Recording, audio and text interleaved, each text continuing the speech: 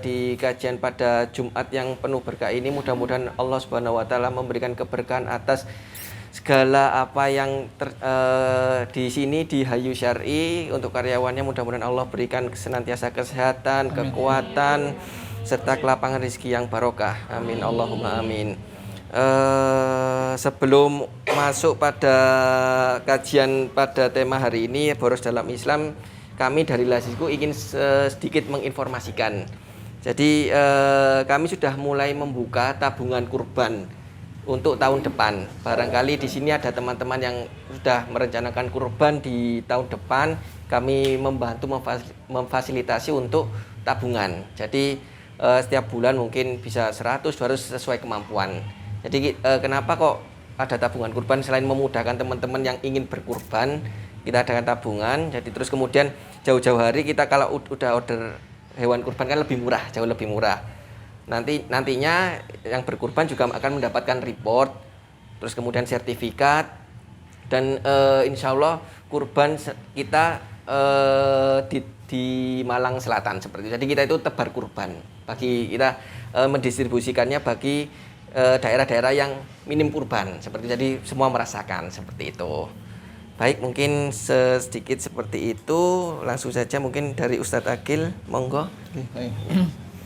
Bismillahirrahmanirrahim. Assalamualaikum warahmatullahi wabarakatuh. Waalaikumsalam warahmatullahi wabarakatuh. Alhamdulillah nahmaduhu wa nasta'inuhu wa nastaghfiruh wa na'udzu billahi min syururi anfusina wa min sayyiati a'malina may yahdihillahu fala mudhillalah wa may yudlil fala hadiyalah.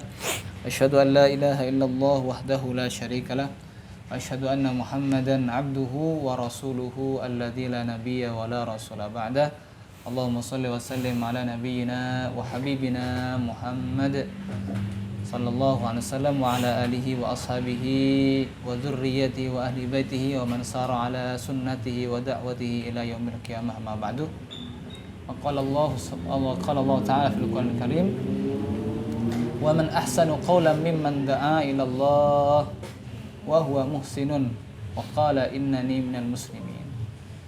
Yang artinya, siapakah orang yang lebih baik ucapannya dari orang yang mengajak kepada Allah dan berbuat baik dan dia menyatakan dirinya sebagai seorang muslim.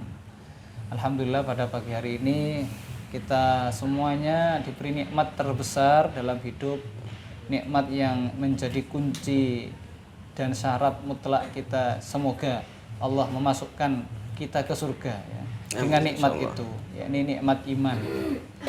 Yang dalam hadis Nabi dikatakan orang-orang yang memiliki iman meskipun itu hanya sebiji dzarrah atau sebesar atom, benda yang paling kecil di dunia ini ya, itu mereka akan dimasukkan ke dalam surga pada akhirnya. Tapi pertanyaannya bagi kita adalah apakah kita mau menjadi orang yang masuk surga terakhir? Ya juga tidak ya. Kalau bisa kita masuk surganya yang pertama dan VIP ya. Insyaallah, amin insyaallah. Dan kita berdoa kepada Allah semoga Allah meridhoi semua ikhtiar, amin, semua amal, semua usaha kita dalam kebaikan, dalam mencari ridho Allah Subhanahu wa taala, dan kita sampai pada tujuan yang kita inginkan, yaitu masuk surganya Allah bersama-sama. Baik, teman-teman rahmat Allah, sesuai dengan tema tadi tentang boros menurut Islam ya. Boros tentang dalam Islam.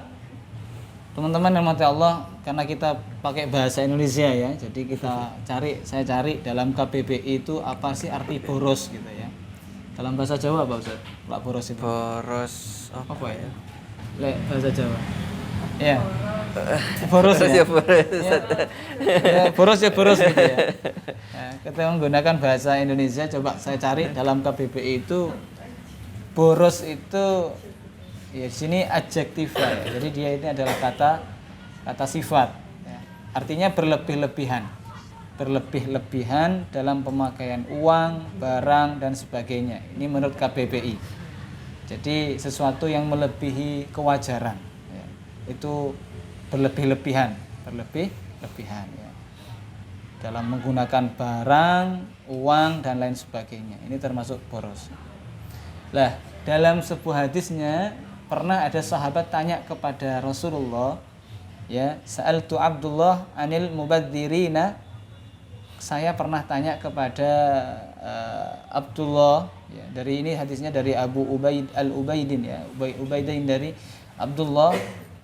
Saya pernah tanya tentang definisi orang-orang yang berbuat boros, mubadzirina. Sa'altu anil mubadzirina. Saya bertanya tentang orang-orang yang berbuat boros tadi. Qala alladzina yunfikuna fi ghairi haqqin. Dijelaskan bahwa orang boros itu adalah, pemboros itu adalah orang-orang yang menginfakkan atau menggunakan harta tidak pada kebenaran, tidak sesuai dengan arahan atau sesuatu yang telah dibenarkan oleh syariat. Itu boros. Jadi ini definisinya, ya. Jadi bisa jadi kita menggunakan harta, penggunaannya itu tidak sesuai dengan yang diinginkan oleh Allah, ya. Tidak pada jalan kebenaran, tidak pada jalan ketaatan, maka itu artinya pemborosan. Oke, berikutnya, dan Allah Subhanahu wa taala dalam Al-Qur'an, ya. Kita kan mukmin, ya, iman kepada Al-Qur'an. Dalam Al-Qur'an kita dijelaskan atau diarahkan oleh Allah bagaimana sih cara mengelola harta, menggunakan harta itu.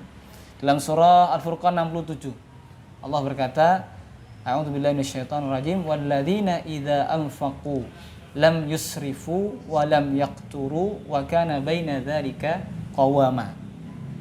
Ini diawali dari kisah atau penjelasan tentang sifat-sifat hamba-hamba Allah, ya. Wa ibadur rahman alladzina idza yamshuna fil ardi hauna wa idza khatabahumul jahiluna qalu salama, dan sebagainya, sampai ada muncul nanti ayat doa Rabbana hablana min azwajina itu, ya.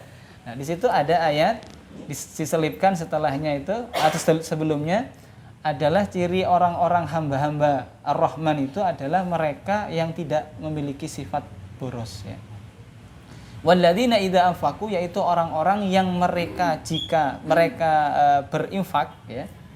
Mereka berinfak atau membelanjakan harta, lam yusrifu, mereka tidak berlebih-lebihan, tidak berlebih, tepat guna, sesuai dengan kebutuhannya apa, ya, tidak berlebih-lebihan, secara wajar gitu.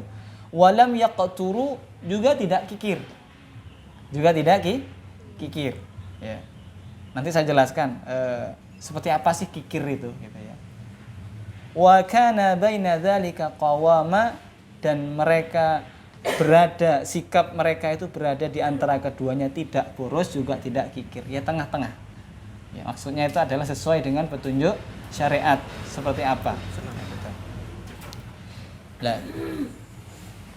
nggak lengkap, nggak afdol, ya, nggak jelas kalau kita nggak baca tafsirnya, ya, gitu, ya. Ibnu Katsir menjelaskan bahwa yang dimaksud dengan wa kana baina dzalika qawama itu bersikap pertengahan, bersikap wajar, itu adalah orang yang bersikap demikian adalah orang yang tidak boros dalam memanfaatkan harta sampai berbelanja melebihi kebutuhan, ya. Anak kita belum lahir, ya, anak kita belum dewasa, kita sudah numpuk harta sampai 7 turunan. Ya, sampai apa ngapunten, sampai korupsi, ya, sampai mohon maaf, ya, menzalimi orang lain. Ini sudah jelas sikap yang salah, ya, sudah zalim, ya. Kemudian masya Allah, ya, dia mengambil hak orang lain, nah itu. Wa kana baina dzalika qawama, tidak boros dalam memanfaatkan harta sampai berbelanja melebihi kebutuhan, dan juga tidak pula kikir terhadap keluarganya. Ini hati-hati, tidak pula kikir kepada keluarganya sampai mengurangi hak-hak mereka, ya. Jadi sampai mengurangi hak-hak keluarga, ya, istri, kebutuhan istri apa, beli hijab, ya, beli hijab, masa hijab saya kecil, dada saya kelihatan. Kan sekarang itu macam-macam model hijab, ya. Ngapunten, ya, saya nasihatkan gitu. Jadi hijab itu menutup area dada, bukan yang ditekuk begini, ya, sampai bagian dadanya kelihatan. Kemudian memberikan hak-hak itu kepada keluarga sehingga memberikan kecukupan bagi mereka, cukup, ya, cukup. Kemudian dia berlaku adil, berlaku adil karena anak yang TK itu kebutuhannya juga nggak sebanyak kakaknya yang SD atau SMP, begitu juga ya. Istri pertama dengan kedua juga beda, begitu. Iya, iya harus adil. Harus adil. Iya, iya. Iya. Jadi saya tuh punya teman yang begitu ya. Jadi punya 2 istri gitu ya. Punya 2 istri, saya tanya gitu. Gimana? Gitu. Ya alhamdulillah baik gitu. Istri pertama sudah mulai nerima gitu. Ya sekarang tambah tanggung jawabnya, tambah pekerjaannya. Habis ngantar anak pertama, ngantar anak yang nomor 2. Maksudnya istri pertama dan yang kedua. Ya sudah, ini tanggung jawab. Jadi ketika pilihannya sudah seperti itu ya harus siap ya berlaku adil.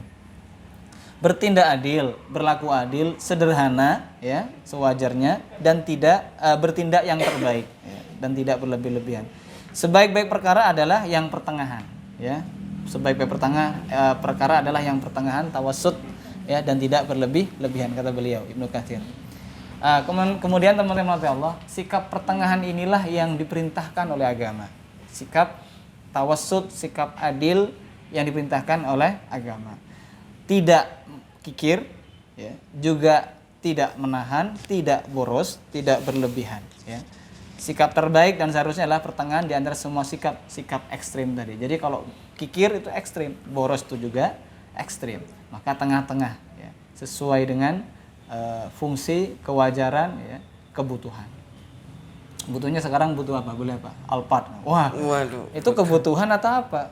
Kebutuhan itu kan transportasi ya. Itu butuh. Gimana caranya berangkat ke kantor Hayu Syar'i ini bisa lancar. Motor Mio, motor apa? Genio mungkin cukup ya. Ya.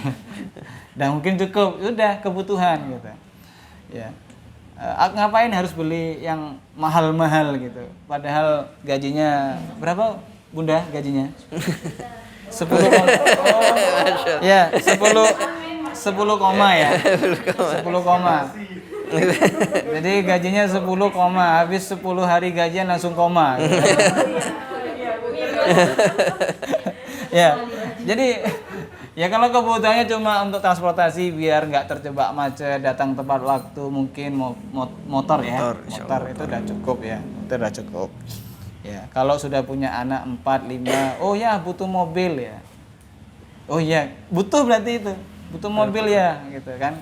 Untuk keamanan keluarga, kalau mudik juga enak dan sebagainya. Ini ayah juga sudah sepuh, bunda juga sepuh, kan. Kita butuh mobil. Ada enggak masalahnya? itu. Kalau butuh iya, tapi kan kondisi ini yang tidak memungkinkan. Baik. Kemudian dalam surah Al-Isra 29, ini menarik luar biasa. Sebelum saya lanjutkan begini ya teman-teman ya. Islam itu agama yang sempurna. Kalau kita renung pikirkan tuh Islam ini adalah agama yang sempurna. Sampai masalah seperti ini diatur sedemikian rupa ya. Karena yang jelas Allah itu menghendaki kita sebagai hambanya yang beriman itu menjadi karakter, menjadi manusia-manusia yang kuat. Termasuk kuat ekonominya ya. Kuat segalanya ya, kuat fisiknya, kuat imannya ya. Kuat ini semangatnya, termasuk ekonominya juga ya. Makanya ketika kita kuat segala arah, segala sisinya kita kuat, maka apa? Menjadi maksimallah penghambaan, pengabdian kita kepada Allah. Manfaat kita semakin luar biasa, semakin berlipat ganda. Nah, makanya berkaitan dengan sikap boros ini cukup mendetail ya. Al-Qur'an itu bicara gitu ya.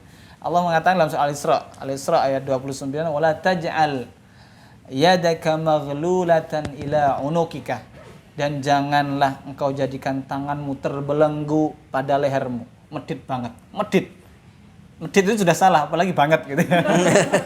Medit nemen gitu ya, nebit kebacut. Wala tabsudha kullal basti, begitu juga jangan terlalu gampang mengeluarkan harta ya. Jangan terlalu gampang mengeluarkan harta, maksudnya dalam hal-hal yang tidak bermanfaat. Jangan pula engkau terlalu mengulurkan tanganmu ya, artinya sangat pemurah dalam hal membelanjakan harta tidak pada tempatnya ini.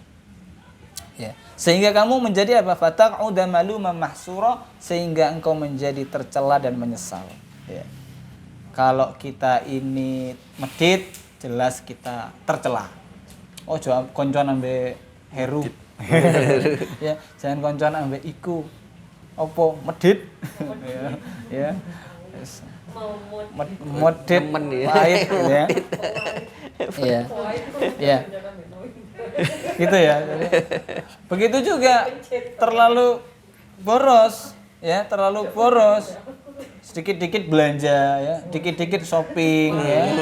Oh ya. Ya. Ya. Maka di sini teman-teman rahmati Allah harus pintar-pintar, harus paham ya. Kita harus paham mana kebutuhan, mana gaya hidup ya. Jadi sekarang itu lebih orang diarahkan untuk ke gaya hidup, lifestyle ya. Apa ya? Kebutuhan ya dan keinginan ya. Kebutuhan dan keinginan. Nah, kalau kebutuhan kayak tadi itu sepeda motor butuhnya cuma biar kita berkendara dengan aman, cepat, ya tepat waktu dan lain sebagainya, memudahkan. Tapi kalau keinginan ya jauh sepeda motor Mio lah, ya. CBR apa sih? Nek CBR pancet ae kudanan. Ya. Ya. Jaluke iku ya minimal lah gitu ya. Ferrari misalnya gitu ya. Baik, atau BMW ya. Bebek merah warnanya ya. Baik, jadi orang yang medit jelas tercela, bersikap boros, menyusahkan dirinya. Nah, ini, maka di tengah-tengah itulah yang Allah kehendaki, dan harta itu kan ada hisabnya. Kata Allah Subhanahu wa taala, tidak akan bergeser kaki seorang hamba di yaumil akhir, ternyata dihisab ya. Makanya sahabat dulu itu ada namanya Abdurrahman bin Auf. Abdurrahman bin Auf adalah seorang sahabat yang sangat kaya, dia pesaingnya Utsman bin Affan. Jadi kalau dihitung-hitung sahabat yang miliarder, miliuner itu banyak ya. Ada Utsman, Abdurrahman bin Auf, kemudian Abu Bakar sendiri juga termasuk kaya, Umar juga termasuk kaya. Nah, itu ketika Abdurrahman bin Auf ini hendak wafat, dalam kisahnya itu beliau sampai sempat menangis, ditanya, kenapa Anda menangis? Bukankah Anda ini orang yang Masya Allah ya, sahabat mulia Nabi, banyak amalnya dan sebagainya. Bukan apa-apa, aku menangis itu karena ingat hisabnya harta itu yang begitu besar ya. Sama seperti kalau kita masuk Indomaret ya, masuk Swalayan, kita masuk ke situ, kita bawa troli kan, masuk ke situ kemudian Indomie dimasukkan, kemudian beras, minyak goreng, semuanya sampai troli itu penuh. Ketika Anda mendekati kasir, ya, maka dihitunglah semua yang Anda ambil itu, ya, satu persatu dengan teliti. Indomie berapa, minyak goreng berapa, semuanya. Sedangkan Mas Imam masuk ke Indomaret, ya, bawa troli, pas baliknya itu kosong, ya. Maka kasirnya cuma cukup melirik begitu, ya silahkan keluar gitu. Hisabnya paling mudah, karena apa? Ya gak ada yang dibawa gitu. Ya, jadi kita itu ketika kita diberi amanah harta itu, maka gunakan betul-betul untuk fisabilillah, untuk kebaikan, untuk kemanfaatan, untuk menolong sesama dan seterusnya. Teman-teman Allah, jadi berkaitan dengan harta ini akan dihisab oleh Allah di yaumil akhir, tidak akan bergeser kaki seorang hamba ya. Sebelum dia ditanya tentang hartanya untuk apa dia. Kalau harta itu ada dua pertanyaannya, dari mana dia dapat dan untuk apa digunakan. Kemudian umurnya dihabiskan untuk apa, ilmunya digunakan untuk apa. Ya, jadi kalau pertanyaannya tiga itu harta, umur dan ilmu ya. Jadi ini termasuk yang akan intinya semua akan ditanya oleh Allah, apalagi berkaitan dengan harta. Kemudian sikap boros adalah ketika seorang ini menggunakan hartanya di luar kemampuan atau penghasilannya ya. Ini yang perlu diketahui. Kita penghasilannya 10 koma tadi. 10 hari gajian langsung koma gitu ya. Sudah tahu koma kok cek ya gaya hidupnya ya wis high gitu ya. Elit gitu. Nah, maka menyusahkan diri sendiri sehingga hutang di mana-mana. Apalagi sekarang naudzubillah ada yang ya apa namanya sampai terjerat hutang ya, sampai sekian dan sebagainya. Ada kisah yang menarik ini mak-mak ya, saya mak-mak ini ibu-ibu ya. Ketika dulu suami masih penghasilannya cukup, semuanya serba dipenuhi, mungkin juga gaya hidupnya juga high gitu.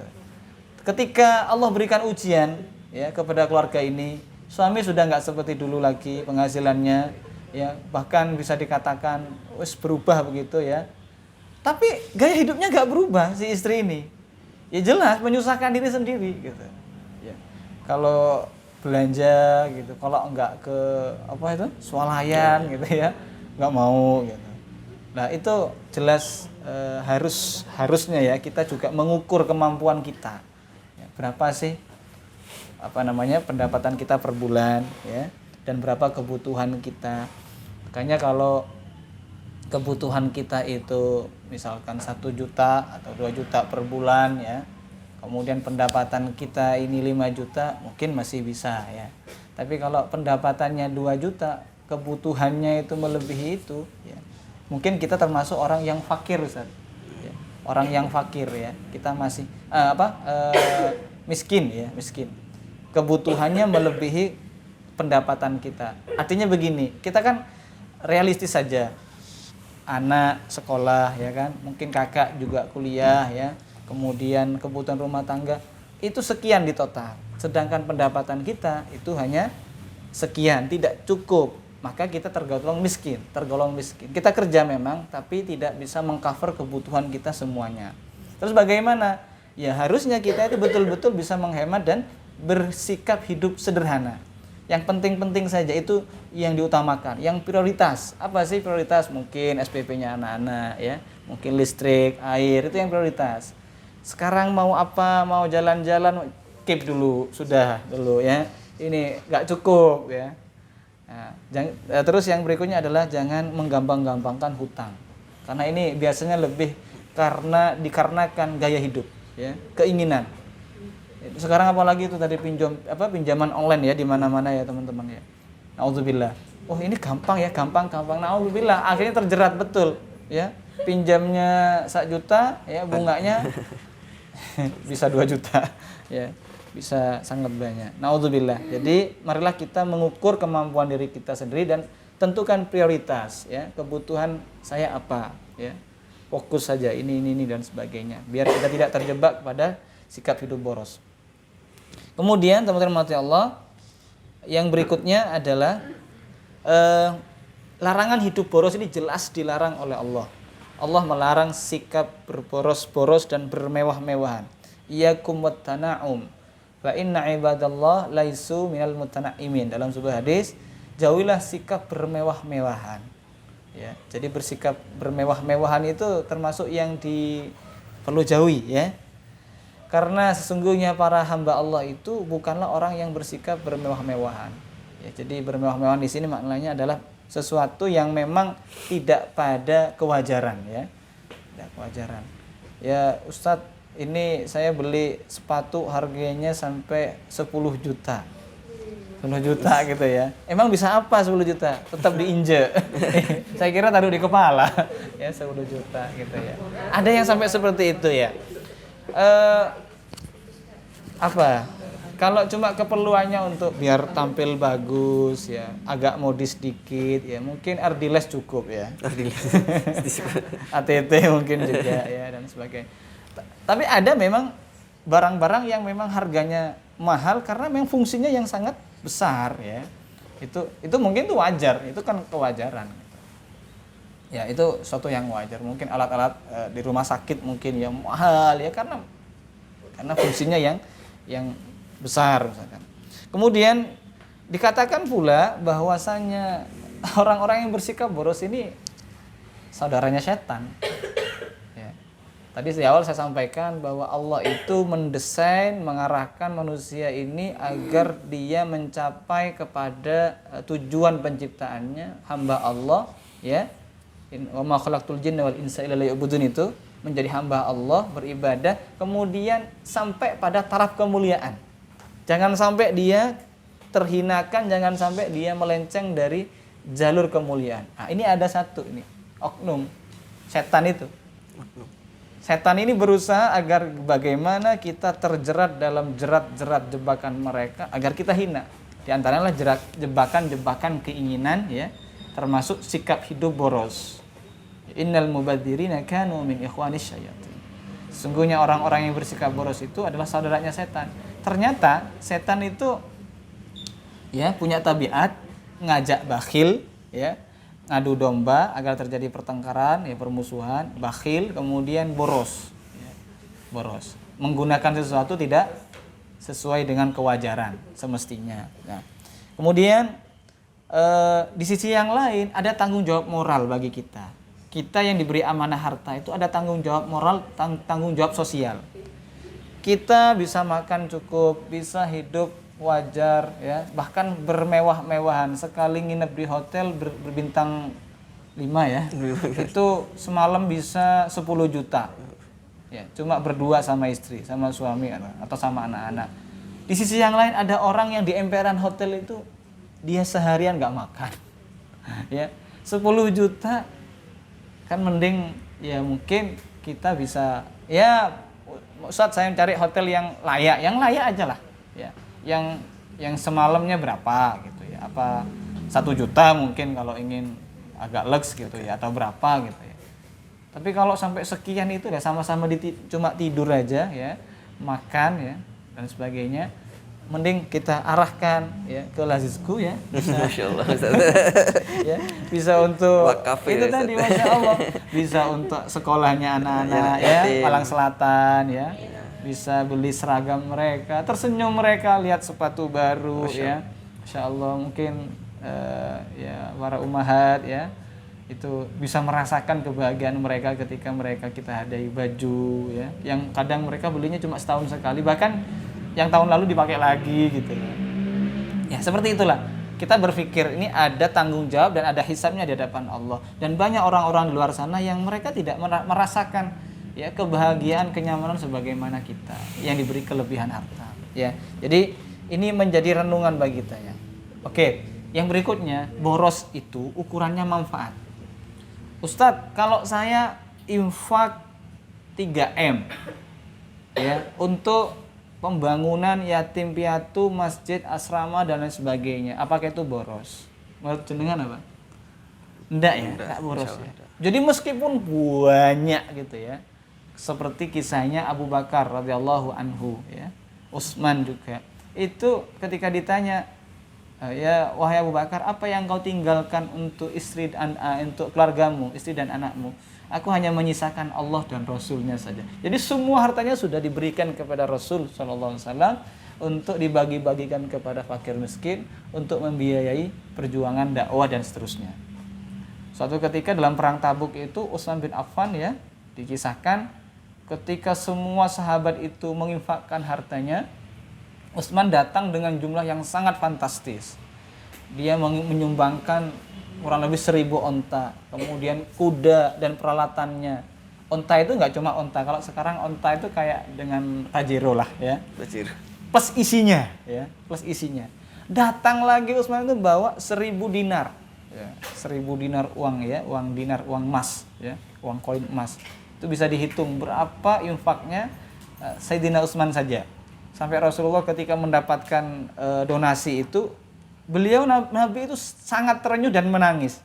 Tidak ada yang bisa membuat Utsman celaka setelah ini. Artinya apapun yang dilakukan Utsman itu akan diampuni oleh Allah. Jadi Nabi sampai mengatakan seperti itu, saking terenyuhnya Nabi melihat Utsman yang betul-betul luar biasa ya imannya kepada Allah. Nah, perilaku menginfakkan harta dengan jumlah yang fantastis itu bukan termasuk pemborosan.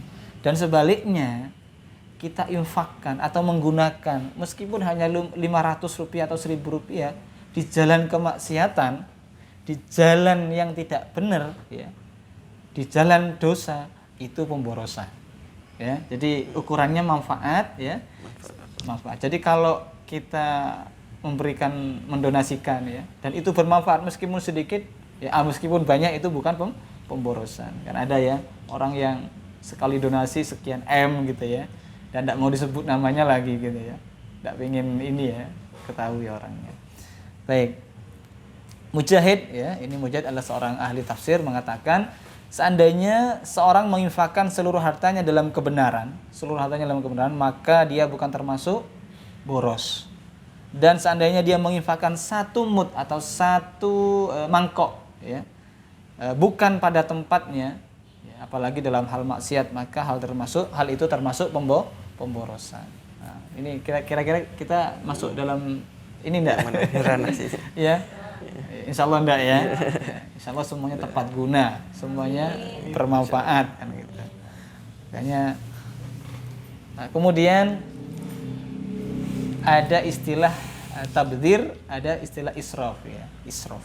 Dalam Al-Qur'an Allah ketika menginginkan kebaikan kepada kita dalam semua hal, termasuk mohon maaf ya kesehatan tubuh kita, dalam harta kita, ya, semua fasilitas hidup kita ini tepat guna sesuai dengan yang Allah ridhai.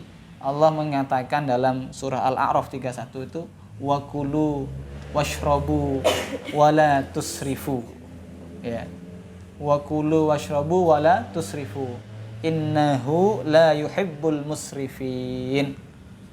Nah, dalam ayat yang pendek ini Al-A'raf 31 ini langsung terkumpul kebaikan fisik, jiwa, kemudian termasuk manajemen harta ya. Makanlah dan minumlah kamu dan jangan berlebih-lebihan. Nah, kita bisa bayangkan makan berlebih-lebihan. Satu sisi ya, di Amerika itu saya baca jumlah orang-orang yang obesitas itu sampai sekian persen, sampai sekian banyak obesitas. Sedangkan di sisi yang lain, di belahan bumi yang lain di sana itu ada anak-anak yang busung lapar ya. Ada orang-orang yang sampai mati kelaparan dan sebagainya ya. Kadang kita juga mungkin merenung ya teman-teman ya, ketika kita menghadapi hidangan makanan, kita baca bismillah, kemudian sudah kita mulai menyendok makanan kita ya, kita lapar memang ya. Ya, kemudian ada tiba-tiba kita lihat butir padinya itu, butir berasnya itu, ada sesuatu yang membuat kita merenung, bahkan menangis. Apa? Jenengan teringat dengan anak-anak Papua, mereka makan apa ya? Gitu ya. Ada anak-anak yang ada di pengungsian, mereka makan apa? Alhamdulillah saat ini detik ini saya makan. Tapi apakah mereka juga makan? Ada rasa seperti itu, ada rasa iba seperti itu. Ya, saya pernah mengalami itu. Ya pas Ramadan itu, saya habis baca berita gitu ya. Di Palestina itu orang-orang berbukanya mereka cuma membakar terong ya untuk dimakan berbuka. Nah saya itu duduk gitu di masjid itu langsung 4 kotak ya. Ada kolaknya, ya ada kurmanya, belum lagi yang lain, ada gorengannya. Itu ya Allah, saya sampai di sini sampai berlebihan. Itu pun yang saya makan cuma paling kolaknya dan kotak nasinya itu ya. Nasinya bukan kotak nasinya. Nasinya gitu ya. Kadang gorengannya itu saya bawa pulang kasihkan orang lagi gitu ya.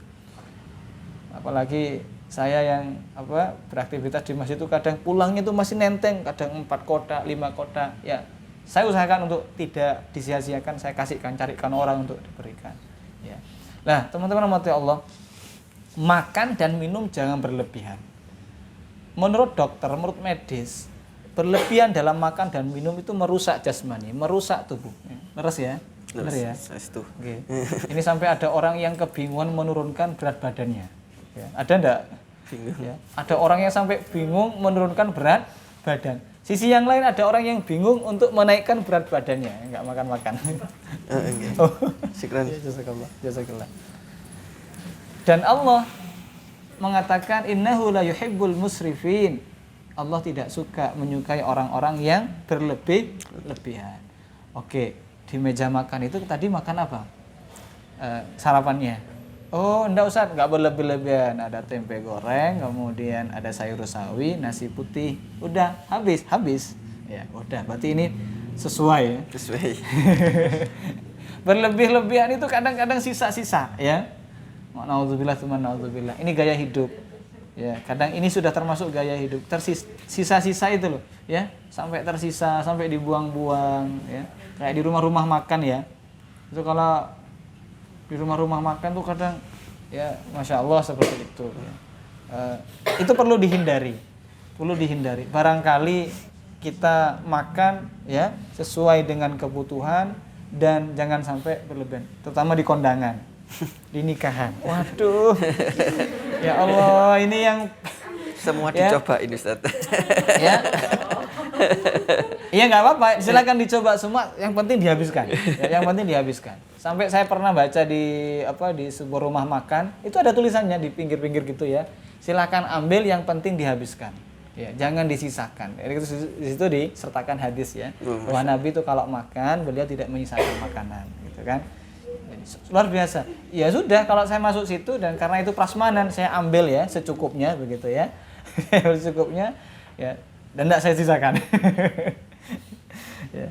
Jadi itu, jangan makan dan minum berlebihan karena itu merusak jasmani, merusak tubuh kita. Ketika kita makan berlebihan, otomatis nanti mungkin akan menimbulkan ya macam-macam penyakit-penyakit ya yang disebabkan itu tadi ya makanan karena perut kita. Kata Nabi SAW, kebanyakan penyakitku karena perut. Nah, pola makan yang tidak teratur. Maka Nabi membagi makanan itu, membagi cara makan atau sesuatu itu ya menjadi sepertiga kan gitu ya. Yaitu makan minum itu dibagi sepertiga ya. Sepertiga makan, sepertiga untuk minum, sepertiga untuk nafas. Makanya biasanya yang mudah sekali gemuk itu mak-mak ya. Iya, ya karena aktivitasnya di dapur gitu ya. Di dapur. Ya, biasanya sih gitu ya. Baik. Jadi di dalam ayat ini sudah dijelaskan agar kita memiliki pola hidup yang sehat, makan sewajarnya, belanjakan harta sewajarnya ya. Kemudian gimana? Oh, jarang makan. Iya, jangan ini juga jangan bersikap zalim kepada diri kita ya. Ya. Zalim ya. Kalau leres. Tentang diet ya. Ada diet yang Islami, diet yang bagus ya. Jadi diet yang Islami itu tidak sampai mengurangi hak tubuh. Karena gini, kata Nabi, pernah kan ini ada kisah. Ada orang yang mendengar bertanya ya, sahabat-sahabat bertanya kepada Ibunda Aisyah. Mereka ingin tahu tentang aktivitas harian Rasulullah. Ya, Ibunda Aisyah, bagaimana sih Rasulullah kalau di rumah, apa yang beliau lakukan, bagaimana ibadah beliau. Lalu Ibunda Aisyah cerita, Rasulullah itu sering sholat malam. Saking rajinnya sholat malam, beliau itu sholat malam sampai menjelang subuh. Kemudian puasa juga beliau sering puasa, kata Ibunda Aisyah. Saking seringnya puasa gitu ya. Jadi sehari puasa, sehari tidak, atau hampir setiap hari itu beliau puasa. Itu yang dilihat oleh Ibunda Aisyah. Kemudian ini sahabat-sahabat yang tanya tadi itu langsung menyimpulkan begini, langsung bilang begini, ya sudah kalau begitu saya akan puasa terus, gak berbuka. Saya akan sholat malam terus, ya, gak pernah berhenti. Ya. Kemudian yang satunya bilang lagi, saya akan membujang terus, ya, untuk fokus ibadah. Lah, jawaban tiga orang ini langsung disanggah oleh Rasul. Rasul bilang, enggak, itu enggak benar. Ya. Ingatlah bahwa tubuhmu ada hak, ada sesuatu yang harus dipenuhi. Ya. Tubuh punya hak, keluargamu punya hak. Kata Nabi. Aku memang sholat malam, tapi aku juga istirahat. Aku memang puasa, tapi aku juga berbuka. Dan aku juga menikah. Gitu. Kata Nabi SAW. Jadi, yang disebut adil itu adalah ketika kita ini berjalan atau berpola hidup wajar. Ya. Wajar seperti yang Rasulullah contohkan atau yang diperintahkan Allah. Jangan bersikap ekstrim sampai ada orang yang nggak mau nikah gitu ya. Ada yang puasa terus ya, nggak pernah berbuka misalkan, atau sholat malam terus ya. Ya. Jadi termasuk diet ya. Kan kadang itu ada yang mau diet ya, dietnya itu sampai kurus banget gitu. Jangan ya, jangan. Sehingga apa? Melemahkan dia dalam ibadah. Mohon maaf ya. Jadi ukuran benar itu adalah ketika kita sudah cukup ya, tidak berlebihan, kemudian mampu mendorong kita untuk beraktivitas ya. Ya, itu beraktivitas ya, dan membuat kita semangat untuk ibadah ya, membuat semangat kita untuk ibadah.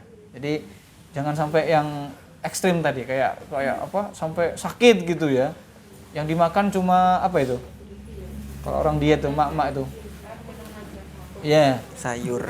ya mungkin yang seperti itu ya, padahal tubuh ya tentunya bisa diukur sendiri lah ya, diukur sendiri, jangan sampai bersikap ekstrim berlebihan ya, makan berlebihan atau puasa yang berlebihan juga nggak boleh. Baik, wa atu haqqahu, dan kemudian di dalam perintah untuk tidak bersikap boros berlebihan itu ternyata itu tadi ada apa kewajiban ya kepada orang lain ya. Kalau Allah katakan itu berkaitan dengan zakat, infak ya. Wa atu haqqahu yauma hasadih wala tusrifu innahu la yuhibbul musrifin. Tunaikan hak hartamu ketika sudah waktunya. Kalau kita punya panenan ya kan, nanti dihitung berapa zakatnya kan gitu ya. Termasuk kalau kita yang nggak punya kewajiban zakat, tunaikan hak harta kita dengan berinfak, dengan sedekah ya. Jadi kebahagiaan itu tidak hanya untuk kita saja tapi juga orang lain juga gitu.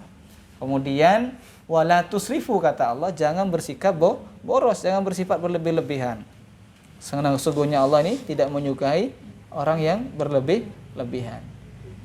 Kemudian yang berikutnya teman-teman rahmati Allah, ini ya. Tadi saya nyontoin tentang orang-orang yang contoh-contoh ya sikap boros dalam penggunaan harta. Ya. Sebenarnya bukan hanya harta saja sih sebetulnya. Waktu juga ya. Saya lupa ya menyampaikan. Waktu, bicara, apalagi ya.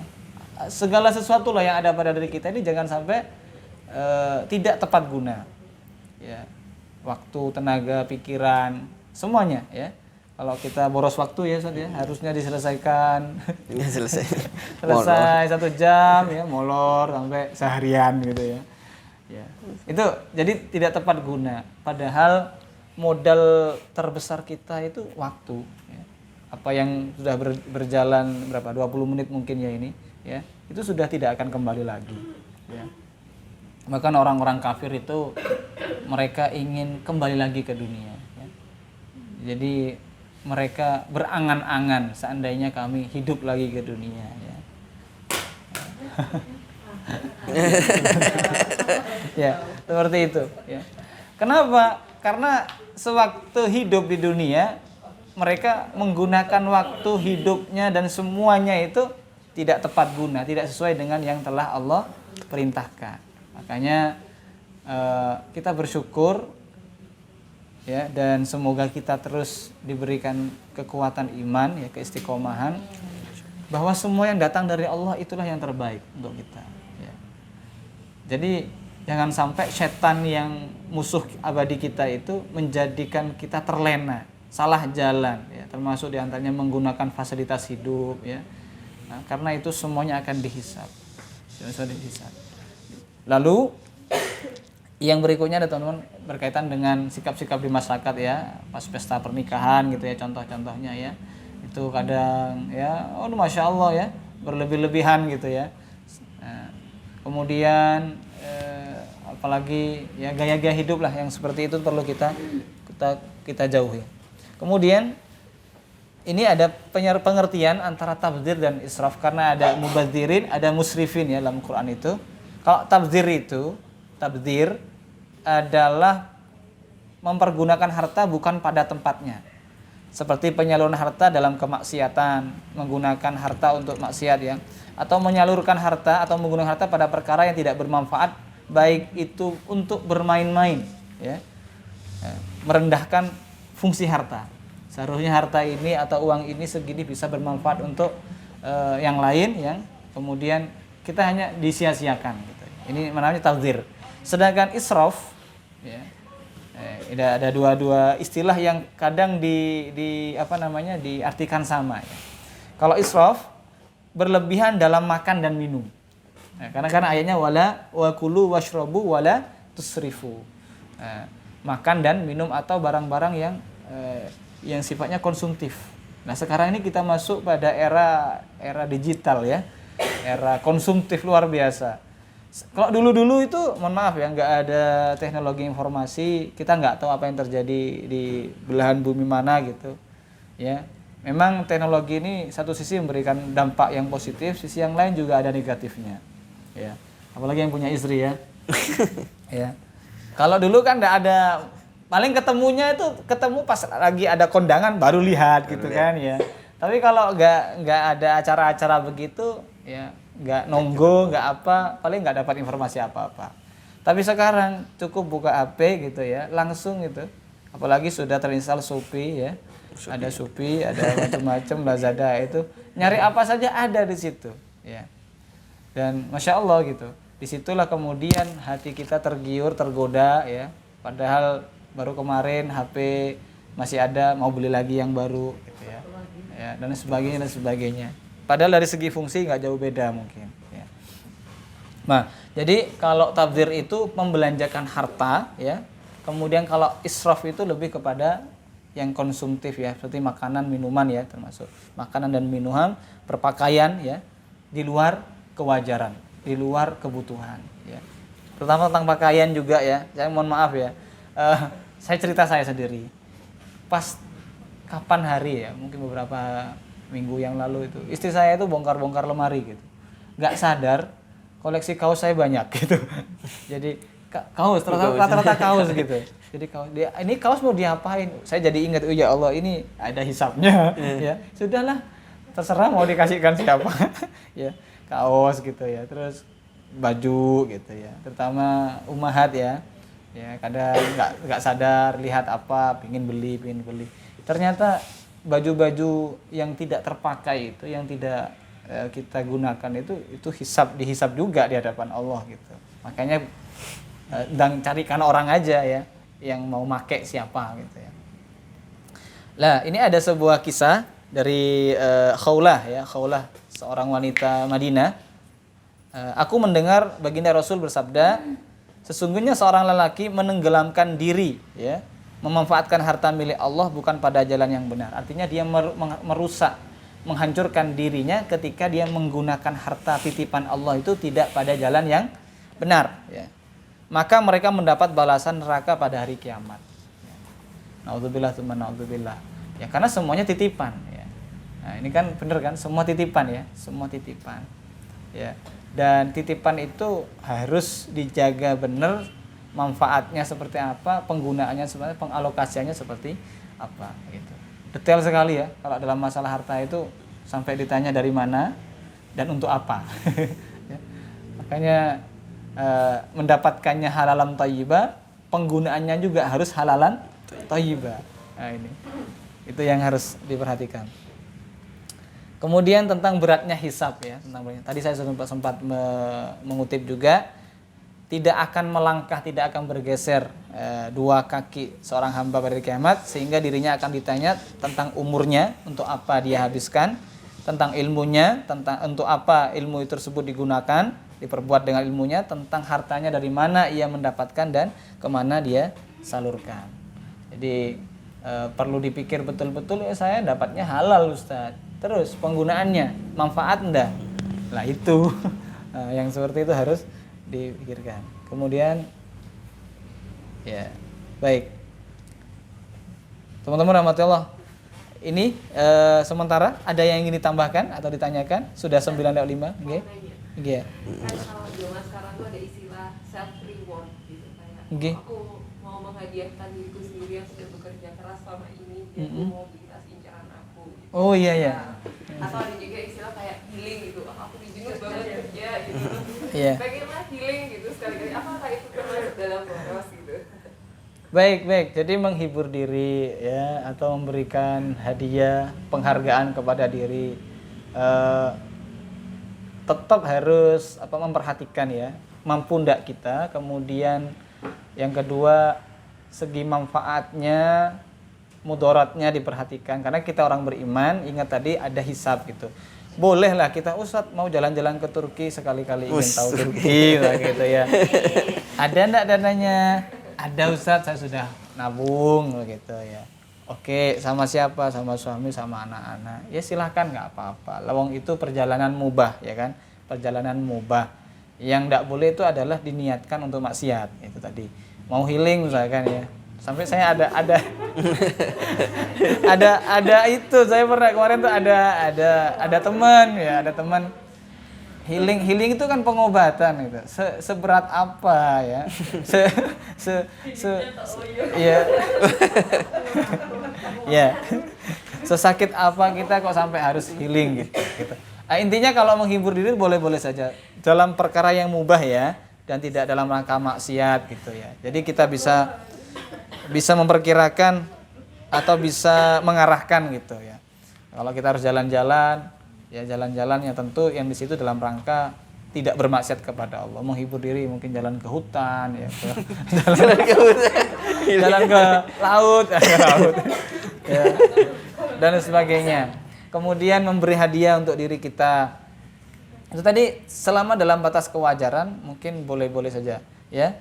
Mau beli apa, sesuatu yang apa? Self reward ya. Istilah itu baru muncul belakangan ini. Iya. Membeli sesuatu yang jangan selalu juga menuruti sesuatu yang selalu diinginkan ya. Karena tadi ada prioritas. Ya.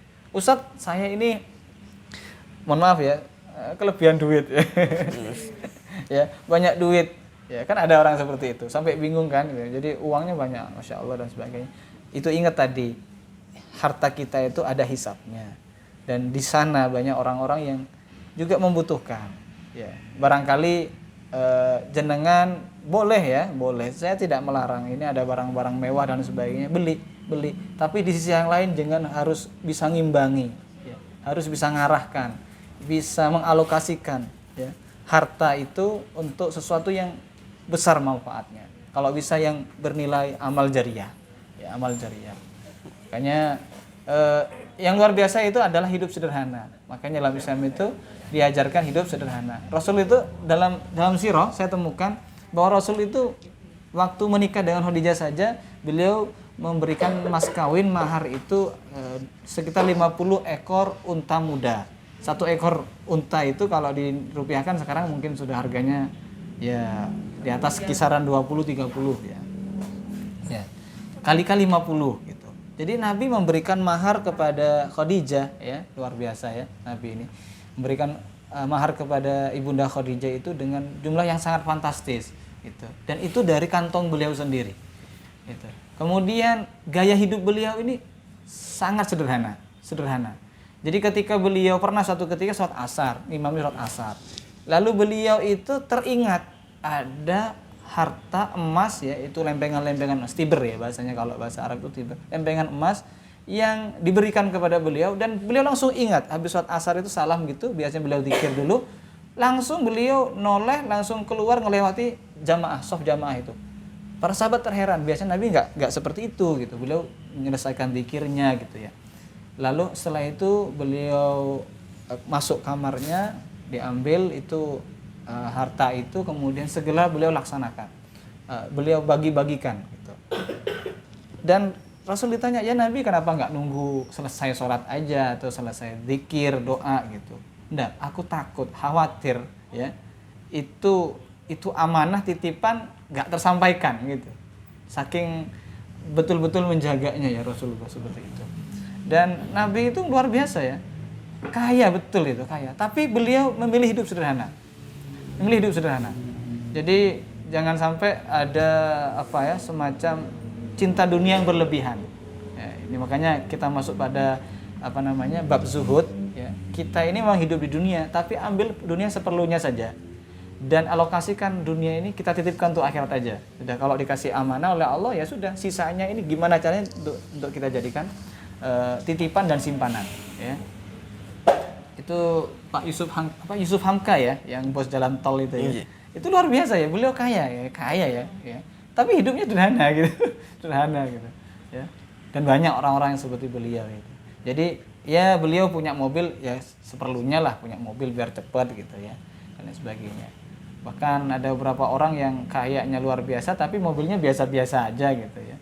Dan itu banyak ya seperti itu. Karena mereka tahu persis bahwa harta titipan, yang kedua ada orang-orang yang lebih membutuhkan ya. Kalau saya nimbun harta, bagaimana ini ya konsekuensinya. Jadi konsekuensi orang beriman itu selalu berpikirnya akhirat ya. Kedepannya bagaimana kedepannya. Bukan hanya sekedar berpikir jangka apa istilahnya. Ini nanti nilainya turun berapa gitu ya dan sebagainya. Bukan sekedar dunia lah intinya gitu. Tidak apa-apa ya selama di dalam batas kewajaran dan di dalam hal kebaikan ya. Mubah boleh-boleh saja. Tapi kalau mau ditingkatkan lagi levelnya itu adalah orang yang bisa mengutamakan hal yang lebih utama lagi, itu lebih penting, lebih bagus lagi. Wallahu a'lam bishawab. Seperti itu. Emang mau beli apa di sini? Iya. Misalnya kan tadi kan kalau semua harta kita itu kan dihisab. Oke. Terus makanya kalau Ustaz itu bilang kalau kita punya misalnya barang atau lain sebagainya kalau udah nggak dipakai dikasihkan orang yang membutuhkan aja. Oke. Misalnya nih Ustaz, kita kan kadang misalnya kayak saya gitu kan dulu nggak berjam gitu kan. Oke. Terus kan ada kayak baju yang pendek atau sulit kan biasanya kan kayak dikasihkan gitu. Nanti kalau misalnya itu dipakai gitu tetap saya kan dia nggak berjam tau. Iya. Kan dosanya Iya, baik. Tentang pakaian ya. Jadi pertama tentang pakaian yang membuka aurat ya. Itu sebagaimana gitu.